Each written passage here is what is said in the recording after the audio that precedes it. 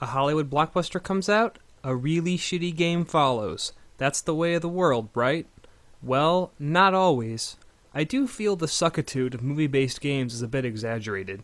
Yeah, you've got these three pieces of shit. But you also have other games. Games that are entertaining and competent, pretty decent, and genuinely good. You also have a forgotten classic, a minor classic, and one of the best games ever made. That brings us to today's game, Robin Hood, Prince of Thieves for the NES. You remember the movie, right?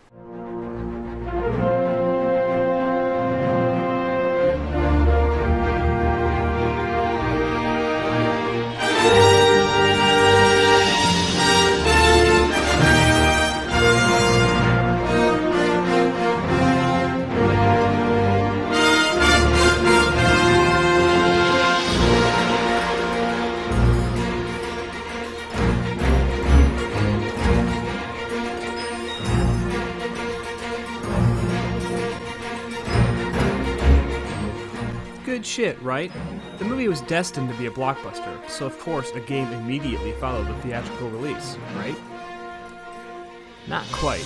In fact, the game had an enormous delay, especially for a NES-era game. 6 months. Nintendo Power called its original coverage of the game, set to coincide with the film's release, its worst timing ever. Speaking of Nintendo Power, this game was featured on the cover of one issue. The coverage is ridiculous. 16 pages.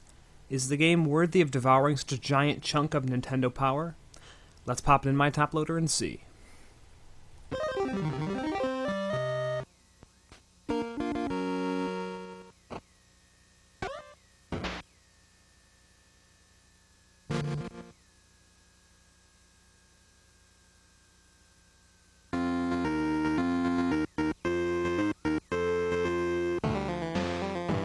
You may notice how similar the opening of this game is to a movie. You get a line of text hinting at the core of the theme, a prominent silhouette logo, and finally a title with a subdued graphic of our hero, with the main musical theme of the game. The opening of the game is also cinematic, with text used to establish time and place. You start off in an Arab prison, just like in the film. You quickly make your escape and team up with a Moor named Azim. We see what appears to be a digitized photo of a live actor for a picture whenever people talk, and I have to ask, since they're clearly not the actors from the film, what's the point of that? One nice touch. A number of times when characters talk, it is a near exact quote from the film. Make your sacrifice an act of honor. Overall, though, while these cinematic touches are nice, the game is an adventure game, and like any game from this genre, it needs good gameplay more than anything else. The basic gameplay is an overhead sort of deal. It looks Zelda-ish, but the control feels like you're sliding everywhere, which makes it closer to Crystal's. You have a sword and later on a bow to fight with. You randomly find upgrades and new weapons, people join you, and so on. One little visual touch the gameplay gets really right is the way people die. If you've seen the movie, I'm sure you'll agree that one of the most memorable aspects of Robin Hood, Prince of Thieves was how whenever a character died, they exploded.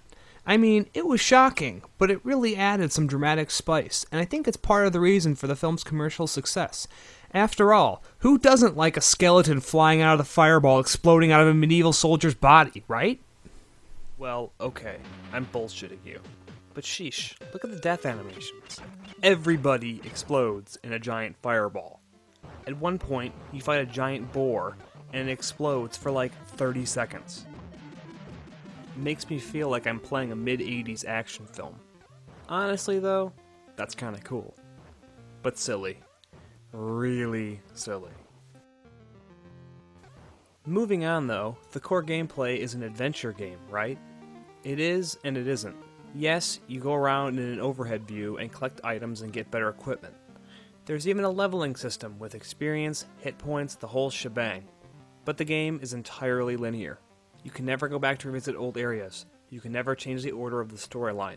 The levels honestly don't matter that much, and while you can find better equipment, you'd automatically get some in the storyline and find it on corpses all the time. so it's really more akin to an overhead action game than an adventure game. Think an overhead Ninja Gaiden, only not nearly that cool. That's okay, but just keep in mind what the game really is, and it's not really a great one at that. The controls are slippery, and there's not a whole lot of depth or skill required. Still, it's engaging and fast-paced.